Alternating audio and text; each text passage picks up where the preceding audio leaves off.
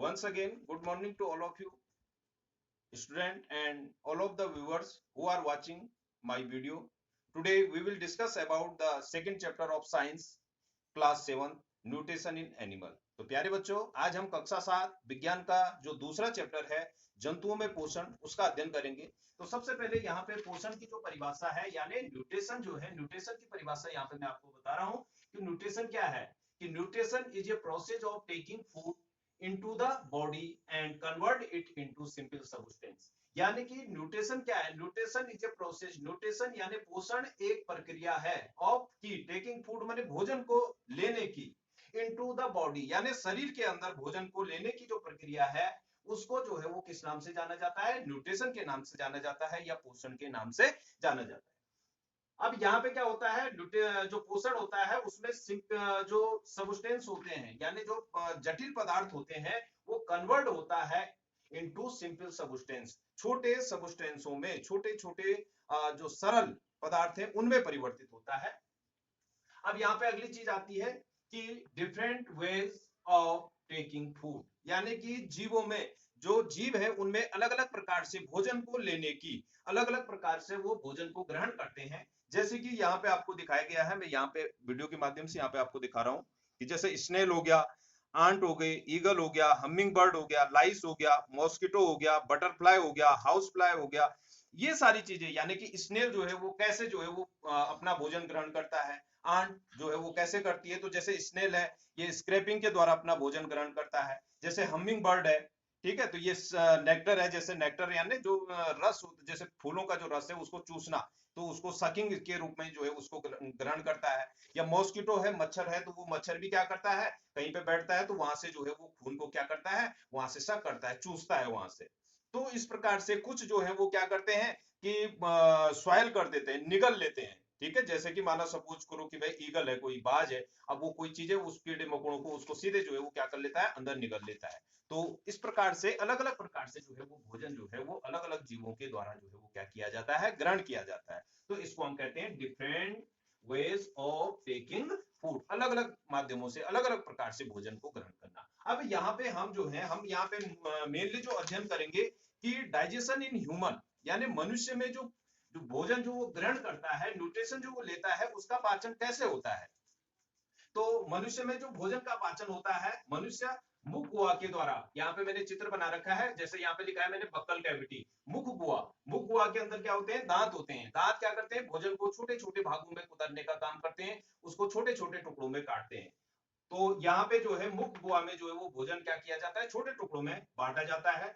और यहाँ पे जो है मंड, ठीक है, कि यहाँ जो भोजन है यहाँ पे उसमें जो है वो क्या मिलता है, यहाँ पे सेलिवरी ग्लैंड लिखा है, क्या लिखा है, लार ग्रंथि। तो लार ग्रंथियों से जो है उसमें क्या मिलाया जाता है, लार मिलता है। ठीक है, जो कि उसमें एक एंजाइम पाया जाता है जिसको कौन सा एंजाइम कहते हैं, टाइलिन एंजाइम कहते हैं। वो माल्ट, वो मंड को माल्टोज में परिवर्तित कर देता है।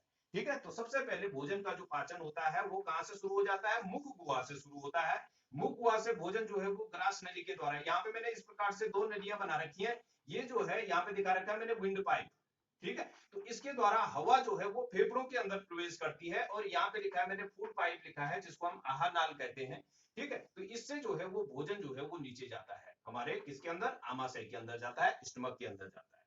अब जब यहां से भोजन जो है वो अंदर जाता है तो वो कहां जाता है, हमारे आमाशय के अंदर प्रवेश करता है। हमारे आमाशय में प्रवेश करने पर जो आमाशय होता है इसकी जो दीवार होती है, आमाशय की दीवार में क्या पाया जाता है, आमाशयिक रस पाया जाता है। ठीक है, आमाशय की, जिसको हम इंग्लिश में क्या कहते हैं, गैस्ट्रिक जूस जिसको हम कहते हैं।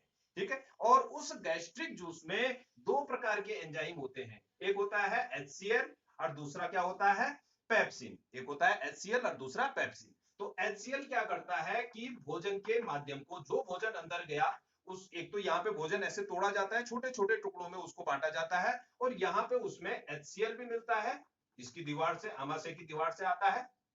और दूसरा क्या आता है, दूसरा पेप्सिन एंजाइम वहां पे मिलता है। तो जो HCl होता है, HCl जो है वो भोजन के माध्यम को अम्लीय बना देता है, भोजन अम्लीय हो जाता है। उसमें जो भी बैक्टीरिया, जो भी जीवाणु जो है वो भोजन के अंदर प्रवेश करते हैं, तो उनको किल करने का काम करता है, उनको मारने का काम करता है, और भोजन को यहाँ सड़ने से बचाता है। दूसरा आता है जो दूसरा एंजाइम है पेप्सिन, वो जो भोजन में जो हमारा प्रोटीन होता है उस प्रोटीन को पेप्टोन में बदलने का काम करता है। उसके बाद भोजन जो है वो आगे बढ़ता है एक यू आकार की नली जिसको हम ग्रहणी कहते हैं, यू आकार की नली ग्रहणी हम उसको कहते हैं। तो यहाँ पे डियोडिनम जिसको हम कहते हैं डियोडिनम में प्रवेश करता है। तो डियोडिनम में दो चीजें जो है यहाँ पे, एक यहाँ पे लिखा है मैंने यकृत और दूसरा लिखा है पेनक्रियाज यानी अग्न्याशय। तो यकृत से जो है वो, यकृत में गॉल ब्लैडर होता है, इससे जो है वो क्या आता है बाइल जूस जो है वो भोजन में मिलता है। और जो अग्न्याशय है यानी पेनक्रियाज है, इससे पेनक्रियाटिक जूस जो है वो यहाँ पे आता है। और इस पेनक्रियाटिक जूस में क्या होते हैं, इस पेनक्रियाटिक जूस में भी एंजाइम पाए जाते हैं। और ये एंजाइम जो है वो किस में मिल जाते हैं, भोजन में मिल जाते हैं।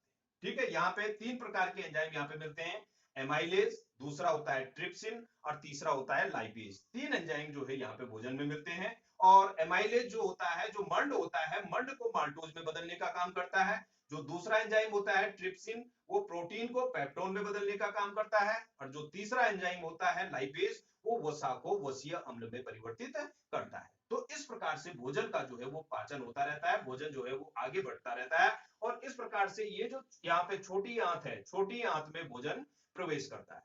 अब आगे छोटी आंत, जो छोटी आंत होती है उसकी जो दीवार होती है, छोटी आंत की जो दीवार होती है उस वहां से उसमें जो है वो आंतरिक ग्रंथियां उपस्थित होती है। उनमें कौन सी ग्रंथियां उपस्थित होती है, आंतरिक ग्रंथियां। छोटी आंत को जो है वो स्मॉल इंटेस्टाइन कहते हैं। और इस आंतरिक ग्रंथियों से जो है वहां पे भी क्या निकलता है, एंजाइम निकलते हैं। चार प्रकार के एंजाइम यहाँ पे निकलते हैं इस छोटी आंत की दीवारों से।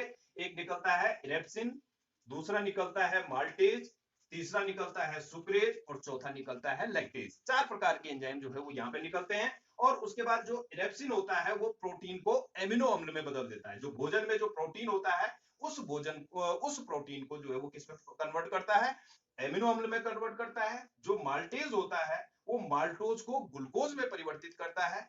जो अगला जो सुक्रेज होता है वो सुक्रोज को ग्लूकोज में कन्वर्ट करता है। और उसके बाद जो लैक्टेज होता है, लैक्टेज एंजाइम होता है, वो लैक्टोज को ग्लूकोज में कन्वर्ट करता है।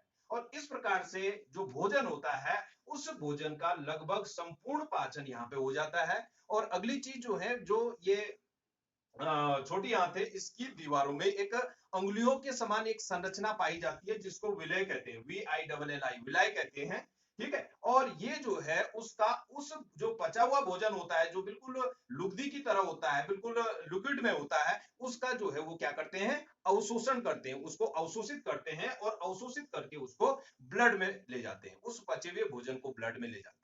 तो इस प्रकार से संपूर्ण भोजन का पाचन यहाँ पे हो जाता है। जो भोजन थोड़ा अपच रहता है वो फिर आगे आगे बढ़ता है और यहाँ से जो है वो, यहाँ से ये वाली जो है वो बड़ी आंत है, बड़ी आंत में प्रवेश करता है। और बड़ी आंत में भोजन का किसी प्रकार का पाचन नहीं होता है। बड़ी आंत से भोजन जो है वहां पे सिर्फ जल और खनिज लवणों का ही अवशोषण उसमें होता है। और धीरे धीरे आगे बढ़ करके जो है वो कहा, ये लिखा है मैंने, रेक्टम में पहुंचता है। और उसके बाद एनस के द्वारा जो है वो समय समय पर शरीर से बाहर त्याग दिया जाता है। तो ये जो प्रोसेस था, ये डाइजेशन का प्रोसेस था, ये इंपॉर्टेंट है। मैं पहले एक बार पहले भी एक वीडियो में डाइजेशन से रिलेटेड जो है वो कक्षा 10 के लिए भेज चुका हूं, तो आप उसको भी देख सकते हैं। और यहाँ पे भी मैंने जो है वो डाइजेशन का प्रोसेस आपको क्लियर कर दिया है। अब इसके अलावा जो है, जो नेक्स्ट है डाइजेशन इन ग्रास ईटिंग एनिमल। इसी में जो है कक्षा 7 में जो हमारा चैप्टर है उसमें एक और है जो डाइजेशन का जो पोर्शन है, कि डाइजेशन इन ग्रास ईटिंग एनिमल यानी घास खाने वाले, डाइजेशन इन ग्रास ईटिंग एनिमल यानी घास खाने वाले जो जानवर हैं, उन जानवरों में जो है वो क्या भोजन का पाचन कैसे होता है। तो आपने देखा होगा कि जो गाय है या कोई भी जानवर है वो खाते रहते हैं, खाते रहते हैं, खाते रहते हैं, बहुत जल्दी जल्दी जो है वो निगलते रहते हैं उस भोजन को। ठीक है, तो वो भोजन उनके पेट में जो है वो जमा होता रहता है। यहाँ पे मैंने लिखा है, ये ग्रास लिखा है और यहाँ पे जो है रूमेन लिखा है मैंने। तो ये भोजन जो है, जो थोड़ा सा कटा हुआ, हल्का सा कटा हुआ जो भोजन होता है जिसको फटाफट फटाफट खाते रहते हैं, वो जो है वो रूमेन कहलाता है। ठीक है, जल्दी जल्दी जिसको खाते हैं तो वो रूमेन में जो है वो यहाँ पे जो है वो क्या होता रहता है, जमा होता रहता है। और उसके बाद में क्या करते हैं, ये इस रूमेन को जब इनको फुर्सत मिलती है वापस जो है वो कहाँ लाते हैं, मुंह में लाते हैं। और दांतों के द्वारा फिर उसको अच्छी तरह से क्या करते हैं, चबाते हैं। और चबाने के बाद फिर उसको जो है वो कहां ले जाते हैं, वापस जो है वो पेट में। तो इस प्रकार से जो जुगाली जिसको हम कहते हैं, इस प्रकार से ये क्या करते रहते हैं, जुगाली करते रहते हैं। तो ये हो गया। अगली चीज आती है इस जो जो कर्ड है उसको बाद में जो है रिटर्न टू माउथ, यानी वो बाद में कहा आता है, किसके अंदर, मुंह के अंदर आता है। और इस प्रकार से जो है ये कॉन्टिन्यूअस जो ये प्रोसेस है ये चलता रहता है जब तक कि उसका संपूर्ण रूप से वो क्या नहीं कर लेते हैं, उसको छोटे छोटे भागों में डाइजेस्ट नहीं कर लेते हैं। अब अगली चीज क्या होता है कि जो भी ये चीजें खाते हैं उनमें जो है वो सेलुलोज की मात्रा ज्यादा होती है, सेलुलोज ज्यादा होता है। तो सेलुलोज जब ज्यादा होता है तो उस सेलुलोज के पाचन के लिए यहाँ पे एक चीज मैंने यहाँ पे लिखा है CEACUM, सीकम। ठीक है, ये जो उनका स्टमक होता है और छोटी आंत होती है उसके बीच में एक पार्ट होता है जिसको हम क्या कहते हैं, सीकम कहते हैं। तो इस सीकम में जो है वो बैक्टीरिया पाए जाते हैं, BACTERIA, बैक्टीरिया उसमें पाए जाते हैं। ठीक है, जो कि सेलुलोज के पाचन में सहायक होते हैं, जो सेलुलोज का अच्छी तरह से पाचन कर सकते हैं। ठीक है, और इस प्रकार से जब उस सेलुलोज का पाचन हो जाता है तो उसके बाद फिर जो है वो ये भोजन जो है वो कहा जाता है, स्मॉल इंटेस्टाइन में, स्मॉल इंटेस्टाइन में फिर वो अवशोषित होता है और उसके बाद फिर जो है वो लार्ज इंटेस्टाइन, जो अपच भोजन होता है वो लार्ज इंटेस्टाइन में जाता है और वहां से बाहर आ जाता है। ठीक है, तो इसमें जो है वो जो सीकम है उसमें मुख्य रूप से क्या होते हैं, बैक्टीरिया होते हैं। ये आपको यहाँ पे मुख्य रूप से ध्यान रखना है कि ये किस प्रकार से भोजन का डाइजेशन करते हैं। अब अगली चीज आता है कि जो मनुष्य होते हैं, मनुष्य में जो है इस प्रकार का जो कच्ची चीज हम खाते हैं, जिस जो सेलुलोज हमारे शरीर में जाता है उसका पाचन हमारे शरीर में नहीं होता है, हमारे शरीर में ऐसे किसी भी प्रकार के बैक्टीरिया नहीं पाए जाते हैं। तो इसलिए इनको जो है वो क्या कहते हैं, रूमिनेंट कहते हैं इनको। ठीक है, जो जुगाली करने वाले जो पशु होते हैं उनको जो है वो किस नाम से जाना जाता है, रूमिनेंट के नाम से जाना जाता है। Thank you.